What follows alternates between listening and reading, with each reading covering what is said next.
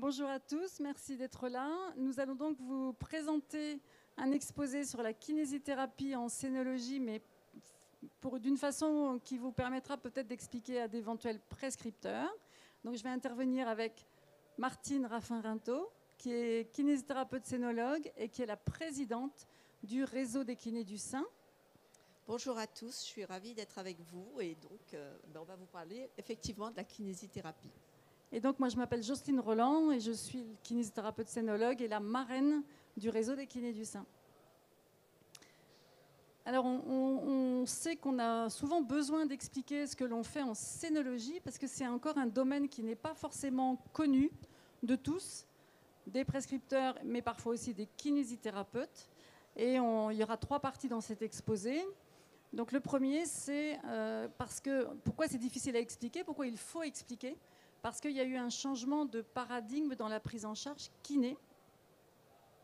Oui, qui a été vraiment radical. Donc on va voir l'avant et l'après. Voilà. Alors l'avant, en fait, c'est parce que avant, dans le cancer du sein, il y avait des curages axillaires qui étaient souvent très étendus, du fait d'un dépistage retardé, et puis parce qu'il y avait aussi moins de traitements systémiques. Et donc, le fait de retirer les ganglions, ça protégeait en quelque sorte la femme d'éventuelles récidives dans l'avenir. Donc, on faisait beaucoup de drainage lymphatique, mais maintenant, avec la biopsie du ganglion sentinelle, ça a permis d'éviter tous ces curages axillaires qui étaient faits souvent pour rien. Et du coup, on va changer notre manière de travailler. On ne va plus faire de drainage et on va vraiment traiter la patiente en fonction des effets secondaires qu'elle aura de ces traitements et pas du drainage lymphatique. En fait, il semblerait que d'après les statistiques, il y ait entre 5 à 10% de lymphœdème secondaire au cancer du sein, alors qu'avant, c'était 99%. Donc c'est pour ça qu'était associé au cancer du sein le gros bras. Aujourd'hui, avec la biopsie du ganglion sentinelle, par rapport à cette intervention qui retire 1 ou 2 ganglions, on est à 5% de lymphœdème. Donc vous voyez que le panorama a complètement changé. Et comme dit Martine, avant on était beaucoup dans le drainage, et aujourd'hui on peut imaginer qu'on prend en charge une sportive blessée. Alors pourquoi cette notion ? Parce qu'on sait que l'activité physique, qui est un élément qui permet de lutter contre les risques de survenue d'un cancer du sein et de récidive d'un cancer du sein, en même temps que l'activité physique permet de traiter en complément de la kinésithérapie beaucoup d'effets secondaires. Donc l'idée c'est, on a comme optique de remettre cette femme sur pied pour qu'elle fasse de l'activité physique. Sauf que elle a des freins, elle a des tas de problèmes qui font que, eh bien, elle aura du mal à aller vers l'activité physique. Et donc notre rôle de kiné, c'est vraiment ça d'une manière très globale. Alors avant on était en drainage, ça ne veut pas dire qu'on ne fait plus de drainage. S'il y a un gros bras, bien sûr on va le prendre en charge. Mais avant on était en drainage et maintenant on est en activité, on est en mouvement. Et même les femmes qui n'ont jamais fait de sport, on va les mettre à l'activité physique et les faire travailler le plus possible. Là je vous mets tout de suite les références. Donc si vous voulez des références bibliographiques, alors encore une fois c'est dans l'idée d'expliquer à des prescripteurs qui malheureusement, on le verra un peu plus tard, mais continuent à nous prescrire du drainage lymphatique dans le cancer du sein. Ce qui est, comme a dit Martine à l'instant, c'est un outil comme un autre, mais ce n'est pas l'outil prédominant. Donc si on regarde la première référence, c'est une méta-analyse qui a été publiée en 2013. Donc en 2013, déjà, les traitements avaient changé. Et si on refaisait ce genre d'études aujourd'hui, on aurait encore moins de lymphœdème. Et c'est dans cette étude où ils ont montré qu'il y avait en moyenne 16% de lymphœdème, et dans la seule biopsie du ganglion sentinelle qui préserve vraiment le creux de l'aisselle, il pouvait y en avoir autour quand même de 5%. Vous voyez, donc c'est vraiment une référence qui est toujours d'actualité, même si elle date un petit peu. Ensuite, et puis on va dire qu'on n'a plus les gros bras qu'on avait avant. On va avoir un lymphœdème de la main, un lymphœdème de la paroi, mais on a très très rarement les gros bras qu'on avait avant, ça c'est certain.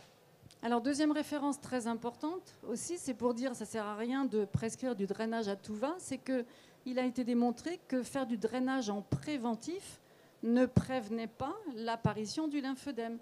Là encore, la science nous explique que prévenir un lymphœdème, c'est bouger, faire du muscle, garder une épaule souple, gérer son poids, se muscler.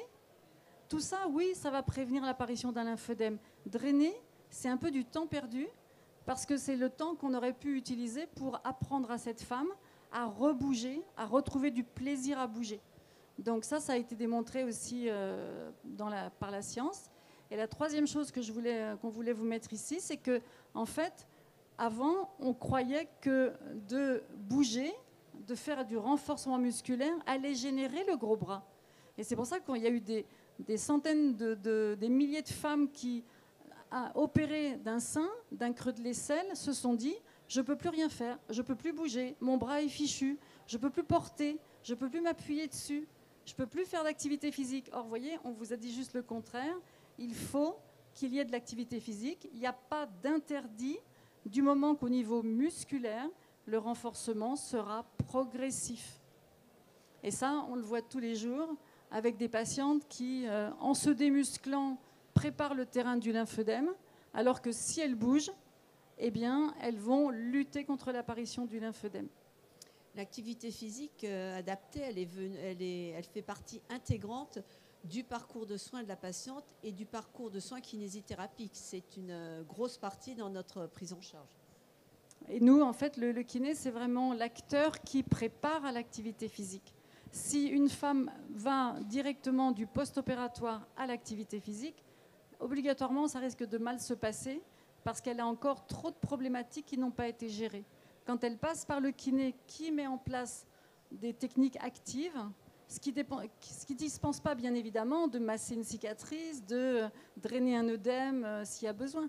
Mais l'idée, c'est vraiment faire une prise en charge très active pour l'emmener vers l'activité physique. C'est ça notre rôle aujourd'hui. Alors, les prescriptions qui sont mal adaptées, qui sont décalées dans le temps, parfois il y a des arrêts imposés de la kinésithérapie, on le verra pendant la radiothérapie.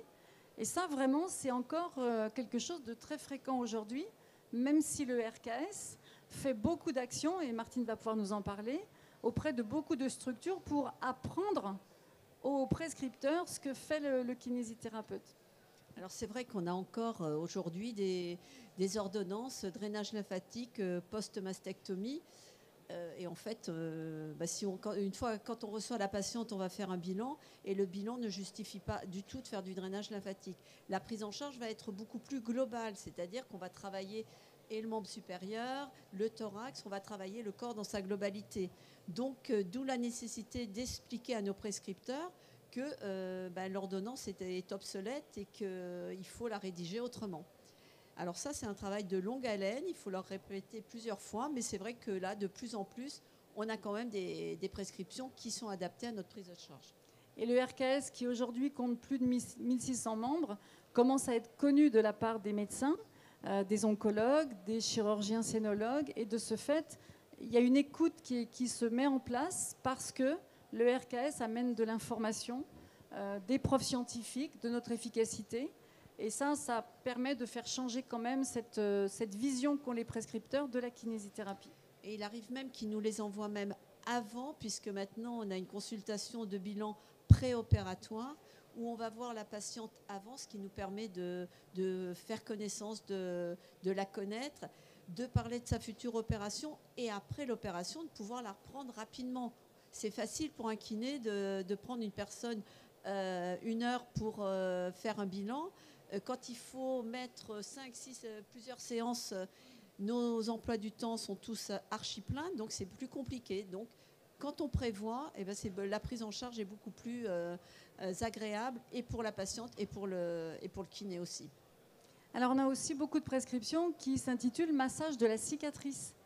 Mais ça aussi, c'est dramatique parce que nous, quand on fait notre bilan diagnostic kiné, on voit une cicatrice. Forcément, on va la traiter, ça fait partie de notre rôle de kiné. Mais si c'est écrit comme ça sur l'ordonnance, vous savez que ça n'est même pas dans la nomenclature, donc déjà ça peut poser un problème. Et puis, on ne fait jamais que masser la cicatrice. Parce que parfois, il vaut mieux étirer la cicatrice par des mouvements articulaires et musculaires pour avoir une cicatrice plus extensible, moins adhérente, moins douloureuse. On va travailler bien évidemment cette posture, les muscles qui vont dans le bon sens. Et donc masser la cicatrice, c'est encore une fois une action, mais qui représente, je ne sais pas moi, peut-être un 20e de ce qu'on va faire en kinésithérapie. Donc un chirurgien qui nous écrit massage de la cicatrice, c'est que vraiment il ne sait pas ce que fait le kiné. Parce que c'est trop limitatif. Et puis ça peut mettre aussi dans l'embarras la patiente qui ne comprend pas pourquoi nous, on va lui demander de faire des exercices à la maison de redressement, ce qui étire la cicatrice. Or pour nous, c'est bien plus intéressant que de masser la cicatrice, par exemple.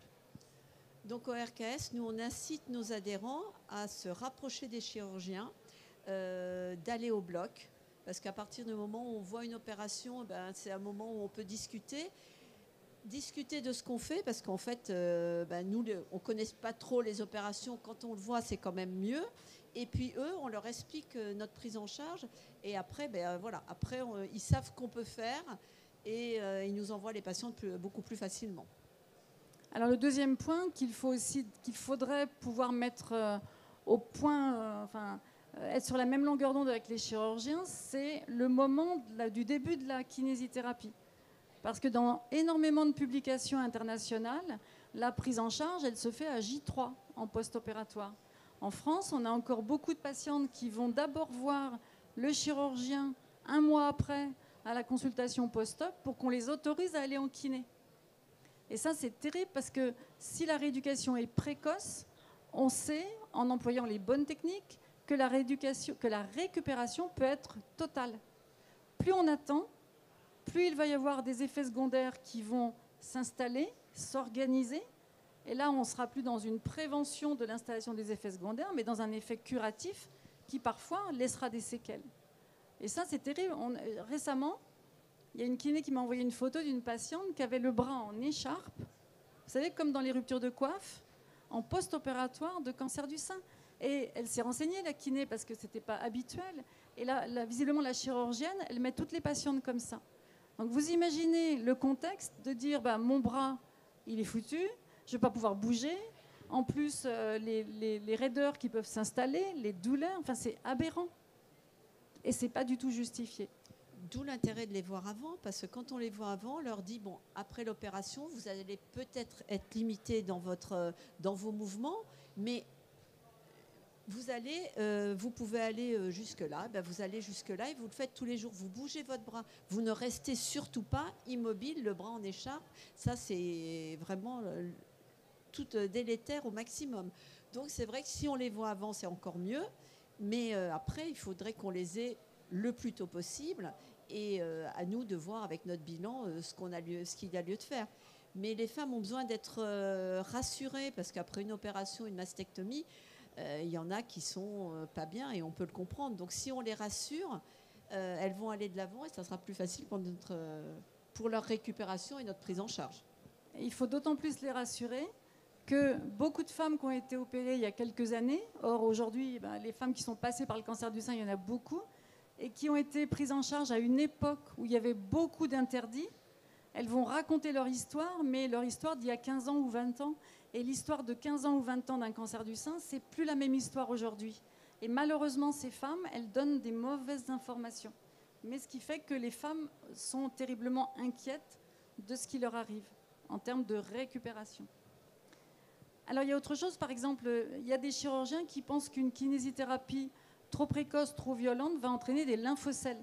Les lymphocèles, il faut savoir que c'est un écoulement de lymphe sur un site opératoire qui normalement va partir dans le drain et le bocal. Mais là, on imagine qu'il n'y a plus de drain, il n'y a plus de bocal.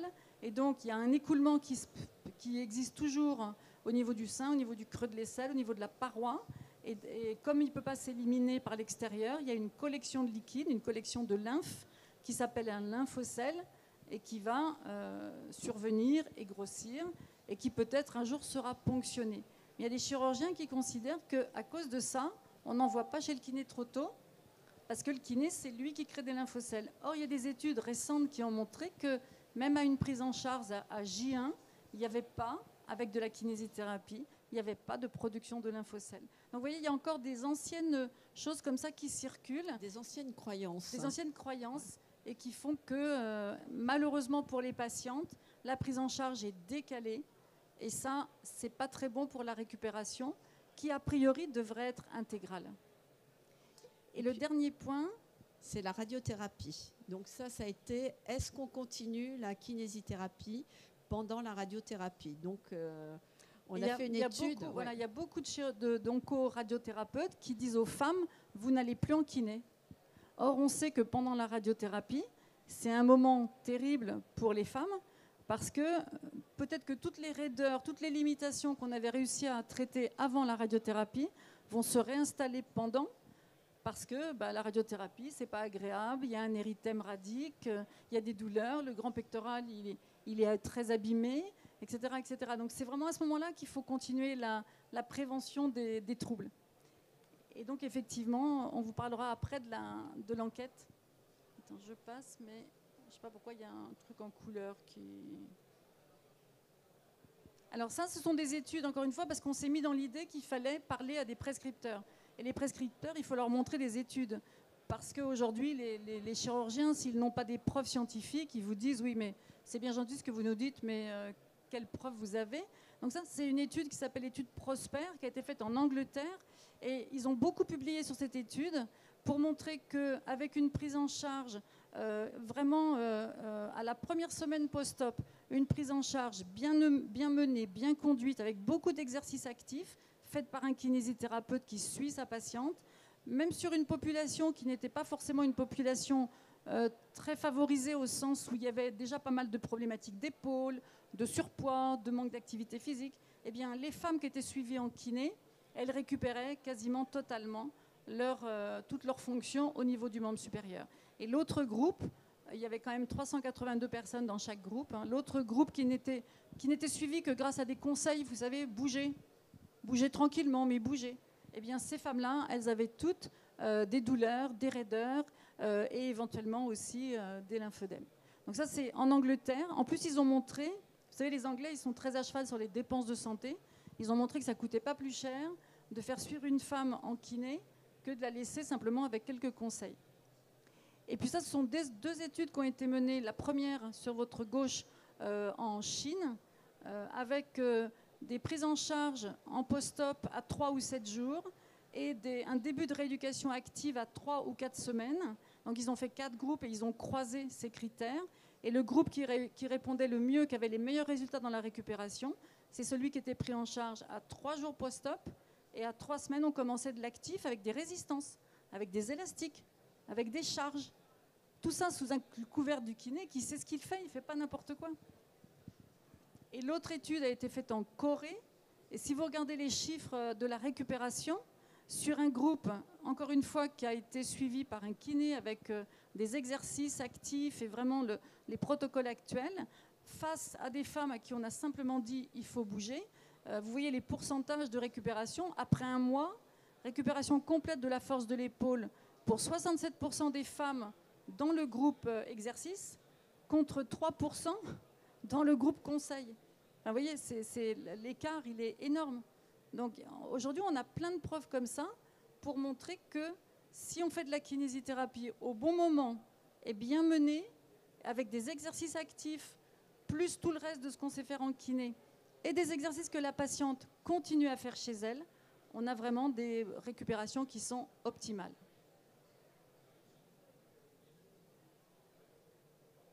Et celui-là, qu'est-ce que je voulais vous montrer, ça? Tac, tac, tac. Oui, parce que ça, c'est encore une étude sur la prise en charge précoce. Voilà, c'est ça. C'est parce que ça, celle-là, elle est intéressante parce que la prise en charge, elle est à J1. Vous voyez, encore une fois, un kiné formé, il sait ce qu'il doit faire en post-op vraiment récent. Eh bien, le suivi... Ah oui, c'est celle-là, pardon. C'était celle-là où il montrait qu'il n'y avait pas plus de séroma. Le séroma, c'est ce que je vous disais tout à l'heure, les lymphocèles. On dit aussi séroma ou sérum. Eh bien, même si on prend en charge à 1 jour post-op, il n'y a pas de lymphocèles. Donc le kiné, qui est bien formé, ne va pas avoir de rôle délétère du tout.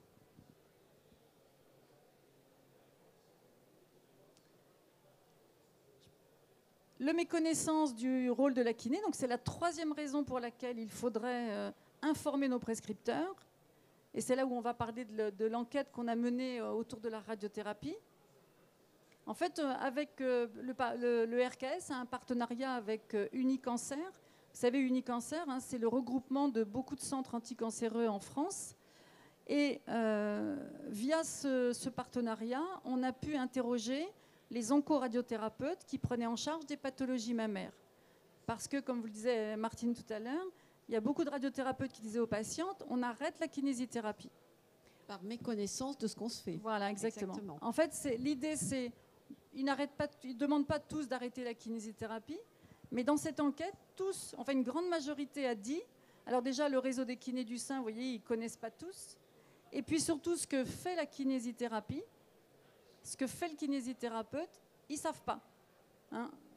Donc, ils ne savent pas, ça veut dire que comment on peut interdire à une patiente d'aller en kiné si on ne sait pas ce que fait le kiné pendant les séances. Vous voyez, c'est aberrant quand même.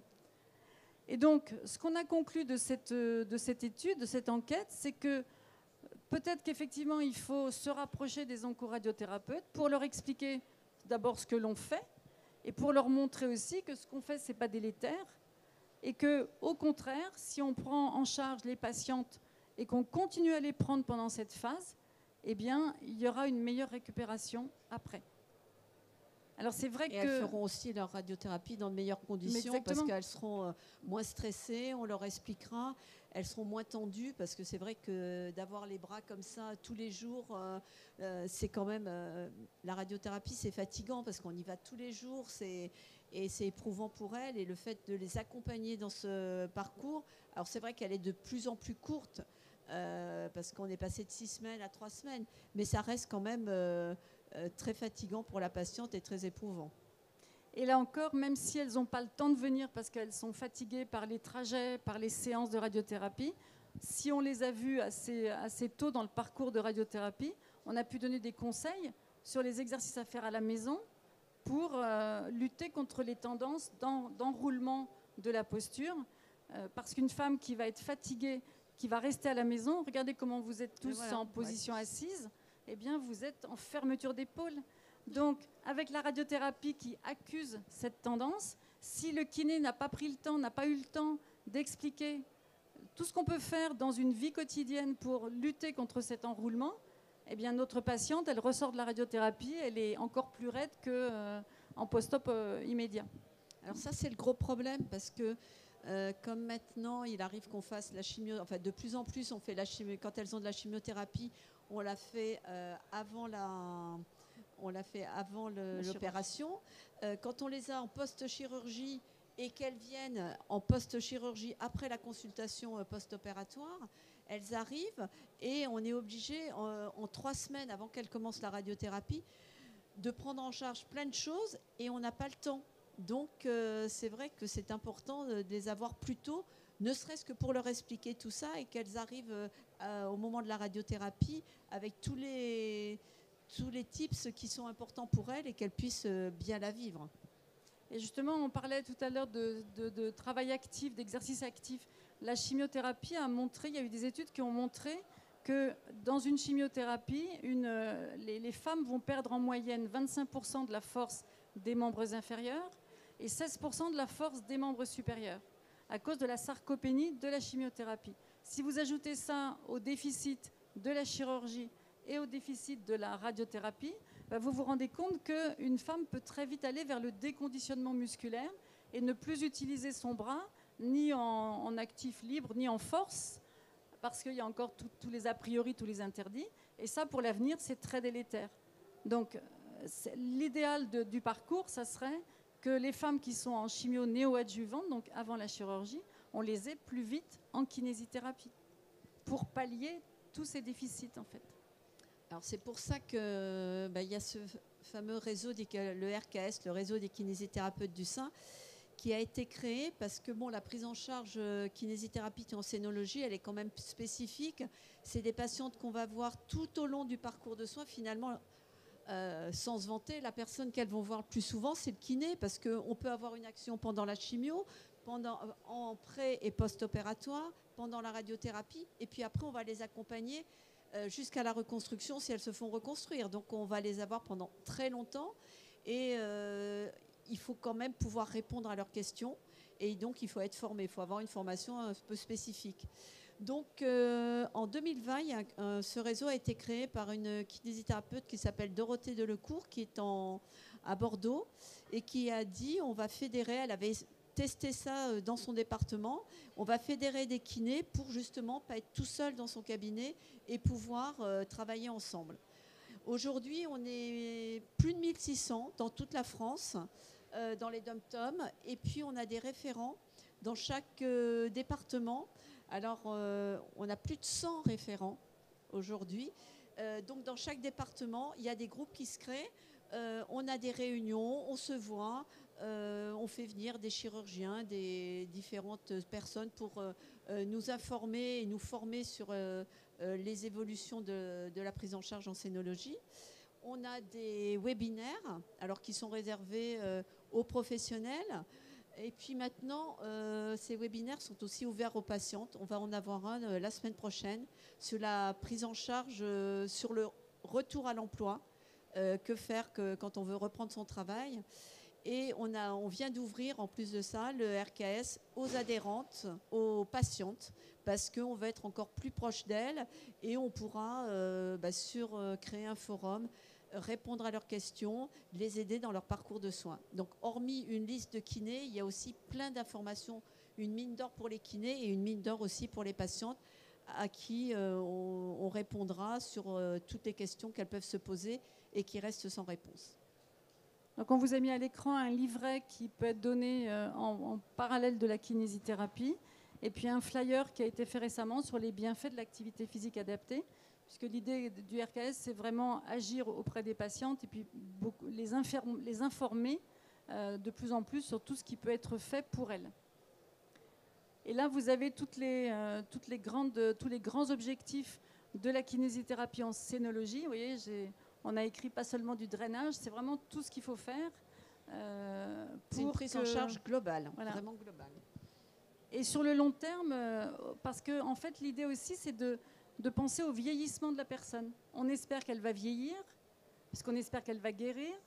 Et donc, être passé par l'épreuve du cancer du sein, obligatoirement, ça entraîne des difficultés particulières qui vont être majorées par le vieillissement. Donc l'idée, c'est d'aller encore plus loin dans cette prévention du vieillissement qui nous concerne tous, mais qui concerne aussi beaucoup ces patientes. Et dans les documents aussi, et si ça vous intéresse, vous pouvez le télécharger gratuitement du site de l'IPPP, qui est un organisme de formation spécialisé en santé féminine.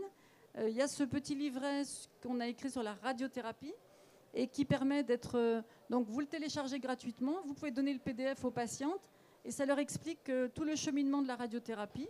Ça donne tout un tas de conseils parce qu'encore une fois, les femmes manquent beaucoup d'informations et plus elles seront informées, plus elles pourront lutter efficacement contre leurs déficits et leurs problématiques.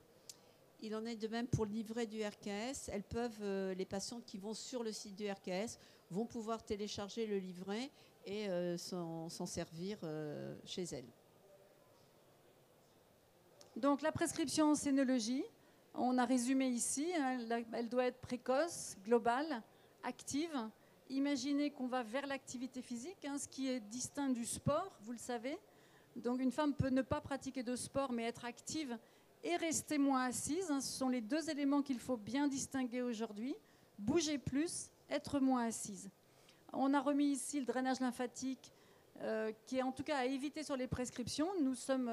Nous pouvons décider nous-mêmes des techniques à mettre en place en rapport avec notre bilan.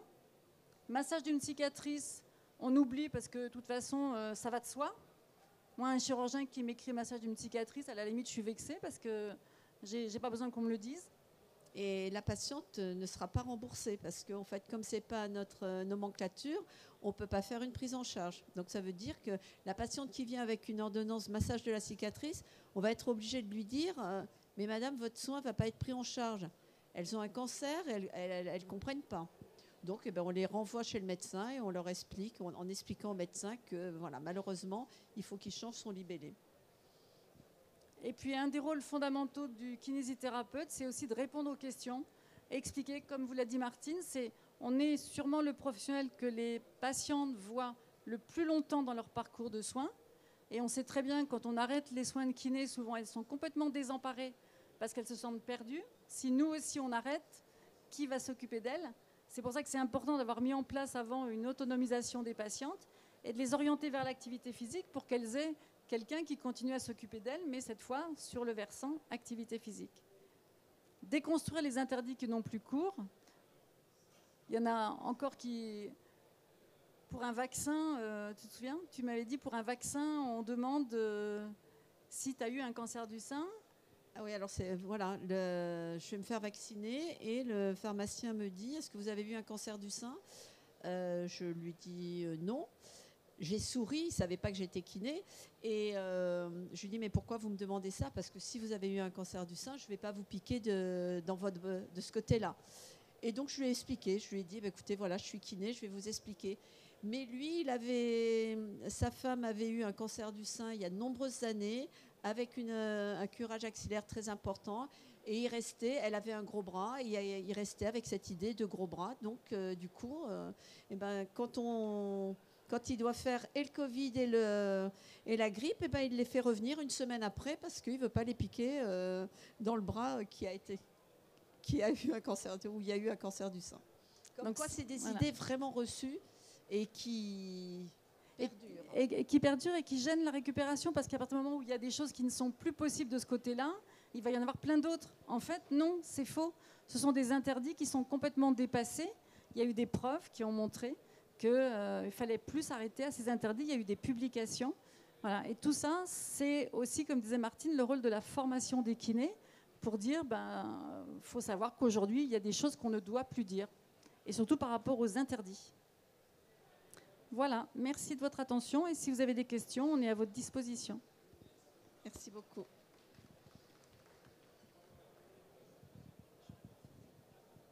C'est bon, j'ai piqué ça sur quelqu'un qui m'avait envoyé un truc, j'ai trouvé ça...